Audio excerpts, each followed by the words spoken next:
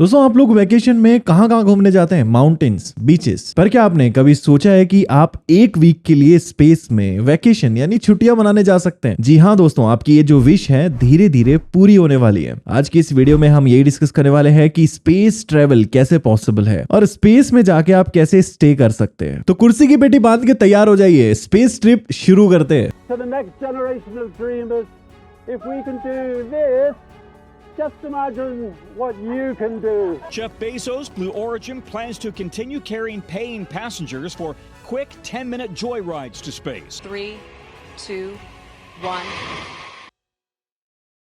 Space तक जाने के लिए आपको एक रॉकेट और स्पेस क्राफ्ट लगेगा। आज की डेट में 3 ऐसी कंपनीज हैं जो ये पॉसिबल कर रही हैं: virgin galactic, blue origin and SpaceX. Virgin galactic जो कि बिलियनियर रिचर्ड ब्रेंसन की है, ब्लू ओरिजिन जो कि जेफ बेजोस की है और स्पेसएक्स हमारे ट्विटर चाचा यानी इलॉन मस्क की है। अब इन 3 कंपनियों में से 2 कंपनियों के सीईओ खुद स्पेस में गए थे अपने ही रॉकेट में last year. Richard Branson space गए थे 11th of July 2021 को और जेफ बेजोस स्पेस गए थे 20th जुलाई 2021 को। यार अब बात की जाए स्पेस का मतलब कितने ऊंचाई की बात यहां पे हो रही है। रिचर्ड ब्रेंसन की जो एयरक्राफ्ट है 88 किलोमीटर गई थी फ्रॉम अर्थ और जेफ बेजोस की रॉकेट 100 किलोमीटर से भी ज्यादा ऊपर गई थी। अब मैं यहाँ पे 100 किलोमीटर को स्पेसिफिक क्यों बोल रहा हूँ, क्योंकि अगर देश भर के एस्ट्रोनॉट्स की माने तो 100 किलोमीटर की लाइन को बाउंड्री लाइन बोलते हैं, स्पेस और एटमॉस्फेयर के बीच में, और इस लाइन को कार्मा लाइन भी बोलते हैं। अब यार सवाल यहाँ पे ये उठता है कि रिचर्ड ब्रेंसन की जो एयरक्राफ्ट थी वो 88 किलोमीटर गई थी फ्रॉम अर्थ, तो क्या वो स्पेस में नहीं गया? अब जहां पे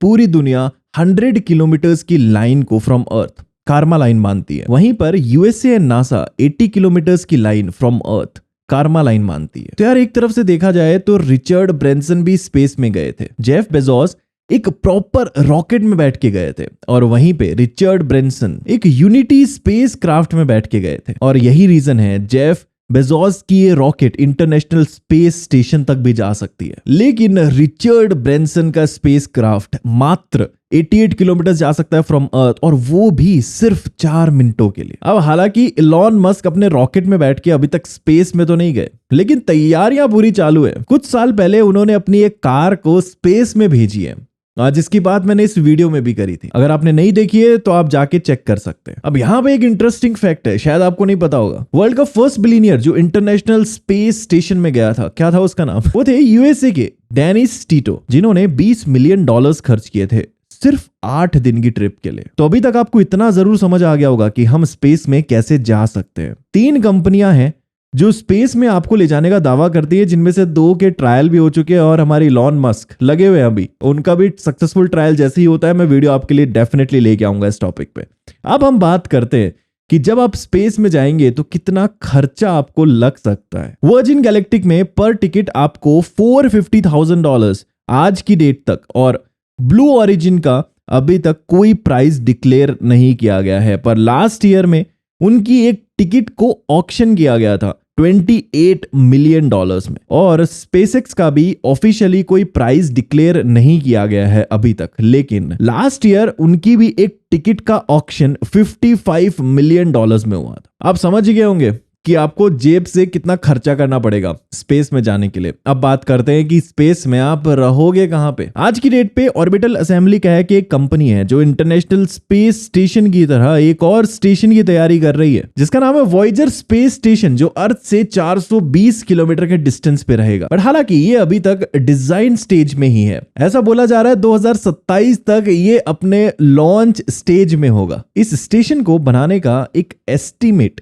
कॉस्ट आया है जो कि है $200 बिलियन, और ये स्टेशन 200 मीटर के डायमीटर में होगा। अब स्पेस होटल में सबसे बड़ी प्रॉब्लम है ग्रेविटी की, तो ये प्रॉब्लम सॉल्व की है आर्टिफिशियल ग्रेविटी से, जो कि वेरी करेगा बिटवीन 0 and 1.6 G, जो कि सेंट्रीफ्यूगल फोर्स की टेक्निक से मुमकिन हो सकता। अब अगर आप सेंट्रीफ्यूगल फोर्स को एक आसान एग्जांपल के साथ समझें कि आप किसी गाड़ी में बैठे हो और वो गाड़ी एक टर्न ले रही है, तो आपकी जो बॉडी है वो लीन हो जाती है अपोजिट डायरेक्शन में, मतलब आपके ऊपर एक आउटवर्ड फोर्स अप्लाइड होती है। और अगर इस गाड़ी की टर्निंग स्पीड को और बढ़ा दी जाए तो गाड़ी की जो दरवाजा है उसके साइड एक ग्राउंड की तरह लगेगा, तो उस आउटवर्ड फोर्स को सेंट्रीफ्यूगल फोर्स बोलते हैं। और ये वॉयेजर स्पेस स्टेशन भी इसी तरीके से आर्टिफिशियल ग्रेविटी जनरेट करेगा। अब अगर इसके डिजाइन को देखें तो ये ओ शेप की तरह है, जहां पे ये सेंटर का जो पार्ट है इसको डॉकिंग हब बोलते हैं। यहां पर आपकी स्पेस क्राफ्ट डॉक होगा और यहीं पर आपको जीरो ग्रेविटी का एक्सपीरियंस होगा। उसके बाद ये 4 रॉड्स की तरह जो दिख रहे हैं वो आपका एलिवेटर्स होंगे, जो आपको डॉकिंग हब से मॉड्यूल्स पे लेके जाएंगे। उसके बाद ये एक्सिस ट्यूब्स एंड कपलिंग्स हैं, जहां पे आपका normal air and water circulate होगा। और हाँ दोस्तों, ये पूरा स्टेशन प्रेशराइज्ड होगा ऑफ कोर्स। उसके बाद ये हैबिटेशन और एक्टिविटी मॉड्यूल्स हैं, जो कि आपके पर्सनल रूम की तरह होंगे। और सबसे लास्ट में ये लाइफ बोट्स होंगे, जो कि as an emergency return vehicle की तरह काम करेंगे, जिसपे ऑटोनोमस फ्लाइट्स कंट्रोल होंगे ऑटोनोमस लैंडिंग के लिए। और ये जो लाइफ बोट्स हैं इनकी टोटल काउंट होगी 44।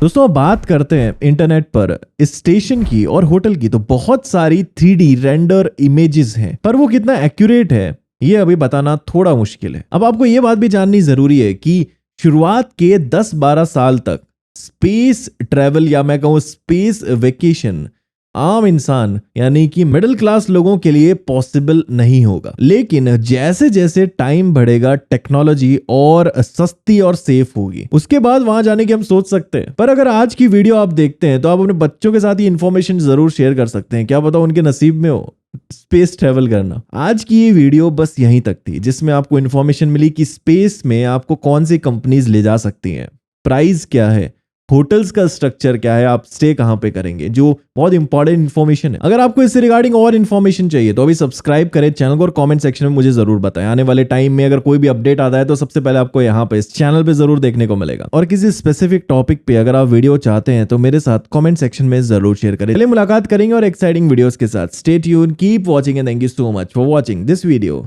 Till the end.